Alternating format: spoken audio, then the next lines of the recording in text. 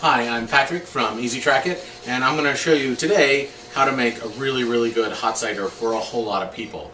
And you might be wondering why, and the answer is simple. Even though Easy Track It's all about logging packages, one thing all of our clients have in common with us is that we have to make our own clients happy. So we have people who work in hospitality and student housing and residential buildings, and all of those folks have people that come to them, and you need to make them feel at home. So one way to do that, I found on an awful, rainy, miserable day like this, is a hot cider. So let me show you how that works. You might think about, well, I'm going to mull some stuff in a pot and throw some cinnamon or buy something, but you really can't, not in bulk. So one of the things I found is one of these guys here. This is a 40 or 50 cup coffee urn. It's never ever been used for coffee. We only use it for this particular purpose. So you can get these, they're very inexpensive, under $50, and what's inside of them is basically the large vat and a little spot here. This little guy here holds the coffee urns, the coffee grounds I should say. But we're going to use it totally differently.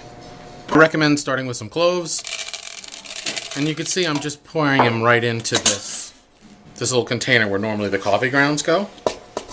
Just a handful of cloves, a couple bits of allspice, totally optional, and then I would say 2 or 3 sticks of cinnamon. If you have it, you can also throw in some old orange peels or clementines. I love clementines.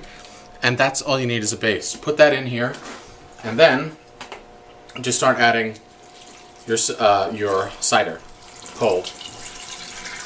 And I'll show you what this looks like in a second. So a couple notes about the spices. Do get whole cinnamon sticks. Do not get the powder. The powder is gritty and it floats on top of liquid. So when you when you pour a glass of it, you will find this weird, gritty, and kind of awful stuff floating on top. Also, do not buy spices really small from the grocery store. It'll cost you a fortune. Get the larger size.